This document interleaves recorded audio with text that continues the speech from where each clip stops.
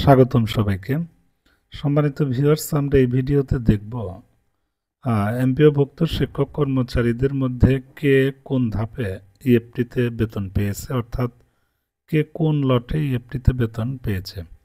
এটি দেখার জন্য আমাদের যে কাজটি করতে হবে, এখানে ইএফটির যে ইউজার আইডি এবং পাসওয়ার্ড রয়েছে সেটি দিয়ে আমাদের জাস্ট লগ ইন করতে হবে। এখানে লগ ইন করার সাথে সাথে আমরা ইএফটির যে ড্যাশবোর্ড আছে এখানে চলে যাব।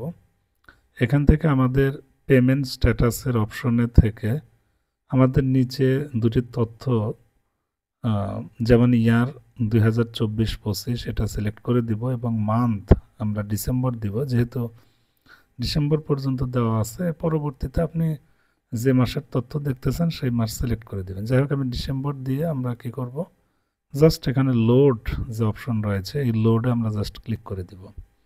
লোডে ক্লিক করে দেওয়ার সাথে সাথে আপনার প্রতিষ্ঠানে যে সমস্ত শিক্ষক কর্মচারীরা বিভিন্ন লটে ইএফটিতে বেতন পেয়েছে আপনি তাদের পুরো তথ্য এখানে পাবেন।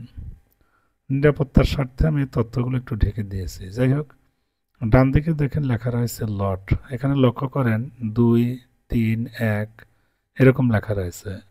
এটার অর্থ হচ্ছে যে শিক্ষক কর্মচারী যে লটে ইএফটিতে বেতন পেয়েছে তার ধাপ বা লট সেখানে লেখা রয়েছে। যেমন একজন প্রথম ধাপে পেয়েছে সেখানে 1 লেখা রয়েছে, যে দ্বিতীয় ধাপে পেয়েছে 2, যে তৃতীয় ধাপে পেয়েছে 3। এভাবে কিন্তু প্রত্যেকের লটগুলো দেখা যাচ্ছে কে কোন লটে পেয়েছে। ভবিষ্যতে দেখবেন এখানে ভুল তথ্য আপনি দেখতে পারবেন, আরও নতুন নতুন অনেক সুবিধা সংযোজিত হবে।